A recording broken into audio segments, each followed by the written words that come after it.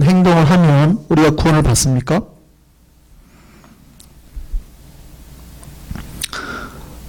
의롭고 선하게 살면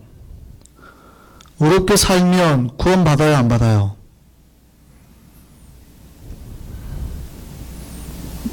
말씀하세요. 의롭게 살면 구원 받아요, 안 받아요? 아니에요. 여러분이 의롭게 사는 걸로 구원받진 않아요. 이렇게 말하는 거를 율법주의라고 그래요.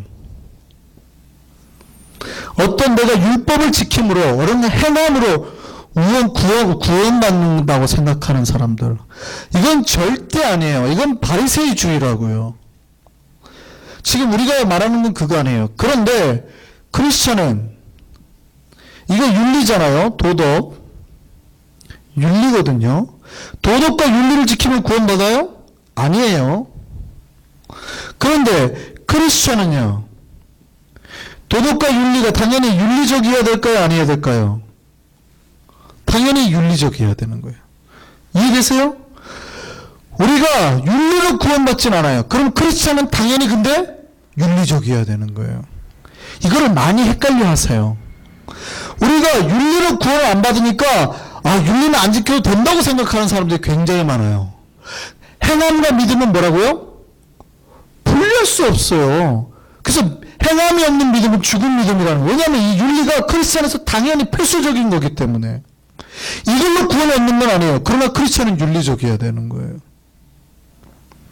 이 말 이해가 되세요? 세상에 윤리적인 사람은 많아요.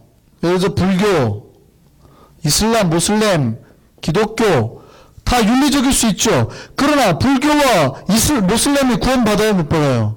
못 받죠. 그러나 이들은 굉장히 윤리적이란 말이에요. 그러면 기독교가 이들의 윤리만큼 윤리적이면 윤리적이어야 될까요? 비윤리적이어야 될까요? 당연히 윤리적이어야 되죠. 당연히 윤리적이어야 돼요. 왜냐하면 하나님을 만난 존재니까. 이거를 되게 헷갈려 하시더라고요.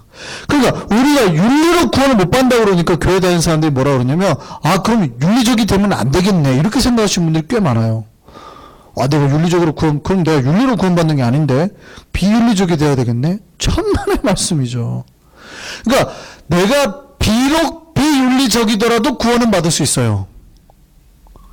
근데 내가 구원받는 것과 윤리가 무관하다? 그러니까 내가 비윤리적으로 살아야겠다? 천만의 말씀이라고요. 이런 사람은 구원과 멀어요. 알고 지은 죄, 모르고 지은 죄가 같다고요, 다르다고요? 다르다니까요. 내가 아는 순간 지키려고 해야지 다른 사람보다는 그래도 내가 덜 죄 지었으니까 나는 요만큼만 더 좀만 죄 좀 짓지. 아니라니까요. 그 사람이 더 큰 죄를 지은 거예요. 그래서 우리는 하나님의 부르심을 받은 백성은 당연히 거룩하게 성도답게 사셔야 된다고요. 거룩하게 성도답게 산다고 구원 얻는 게 아니에요. 부르심을 받은 백성은 당연히 부름과 선택 분리됐으니까 거룩과 성도답게 사셔야 된다는 거예요. 근데 오늘날 교회들이 이렇게 거룩과 부름을 가지고 삽니까? 못 살아요. 왜냐하면 헷갈려하는 것 같아요. 되게 헷갈려하는 것 같아요. 제가 말해요. 죄 지을 수 있잖아요. 빨리 회개해야죠. 빨리 회개해야죠. 빨리 잘못했다고 시인해야죠. 근데 안 하거든요. 그런 말을 잘 안 하거든요. 한국에 밀양이라는 영화가 있었어요. 밀양이라는 영화가. 전도연 나와가지고 깐느 영화제에서 상 받은. 근데 그게 영화가 비판하는 내용이 뭔지 아세요? 기독교인을 비판하는데 한 명이 아이를 죽인단 말이죠. 살해를 했어요. 근데 전도연 아이가 죽었는데 전도연이 그러다가 예수를 믿게 됐어요. 하나님 앞에서 이제 좀 본인이 이제 용서함도 받고 마음에 어느 정도 이제 회복이 일어났죠. 그리고 자기가 용서를 하려고 그 살인자를 찾아갑니다. 감옥에 있는데. 근데 갔더니 그 살인자가 뭐라고 그래요? 자매님, 나도 예수 믿고 하나님 앞에서 구원받았다고.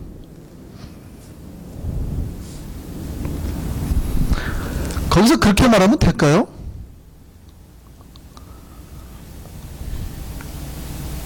그러니까 이 사람들이 오해를 하는 거예요. 한국의 사무엘교회 전병우 목사님이라는 분이 성추행 문제로 그냥 시끄러웠죠. 그래서 본인이 이제 사임을 하고 나왔습니다. 근데 이분이 1년 반 만에 새롭게 교회를 개척해서 나갔어요. 지금 벌써 수백 명이 모여요. 근데 이분이 개척하고 난 뒤로 더 욕을 얻어먹어요. 왜 그런 줄 아세요? 이번에 설교를 하는데 회개는 하나님 앞에 하는 거라는 거예요. 회개는 하나님 앞에 하는 거지 은밀하게 하는 거지 사람들한테 하는 게 아니다. 그건 개인들이 하는 거죠. 내가 개인적으로 하나님과 나의 관계에서 죄를 지었으면 은밀하게 해도 되죠. 근데 공식적으로 다른 누군가에게 했잖아요. 무슨 말인지 아시겠어요? 내가 다른 누군가에게 죄를 범했잖아요. 내가 하나님과 은밀한 관계에서 지은 거면 하나님하고 나만 하니까 하면 돼요. 그냥. 근데 공식적으로 다른 누군가의 피해가 갔잖아요. 그럼 그건 은밀하게 해야 되는 게 아니고 어떻게 해야 돼요? 거룩한 백성이라면 당연히 가서 사과해야죠. 미안하다고 해야죠. 그걸 안 하는 거예요. 미량이 말하는 게 뭔지 알아요? 얘네는 참 편하다. 다른 사람을 해하고 다른 사람은 사람을 죽였는데도 하나님하고 네 아들하고만 관계해서 뭐라 그래요? 해결했다는 거예요. 굉장히 잘못 알고 있어서 그래요. 어쨌든요. 우리가 세상이 생각하는 윤리 기준이나 가치보다 훨씬 더 높은 윤리와 가춤과 기준을 가지고 사셔야 되는 겁니다. 또 특별히 많은 사람들이 이렇게 생각하세요. 예수 그리스도를 믿으면 세상의 윤리 정도는 무시해도 된다. 왜냐하면 예수의 윤리가 더 고차원적이니까. 그렇게 생각하시는 분들이 있어요. 그러니까 예수 믿는 거 때로는 예수 믿는 것 때문에 다른 어떤 세상의 기초 윤리를 조금 무시해도 된다고 생각하시는 분들도 있어요. 근데 그러시면 안 돼요. 기독교 윤리는 세상의 윤리보다 더 높아요. 어려워요. 왜냐하면 세상은 원수한테 내가 복수를 갚아도 어느 정도 그게 법적인 그게 있죠. 정당방위가 있잖아요. 그렇잖아요. 원수 한국에서 실제 그런 일이 있었는데요. 아내가 임신을 했습니다. 임신한 상태가 아기가 있었고 강도가 집에 들어왔는데 뭐 특별히 도둑질한 건 아니에요. 근데 들어오자마자 들켰는데 도망을 갔단 말이죠. 근데 이 남편이 젊은 남자가 쫓아갔는데 100m까지 따라간 거예요. 죽였어요. 이게 정당방어일까요? 과잉방어일까요?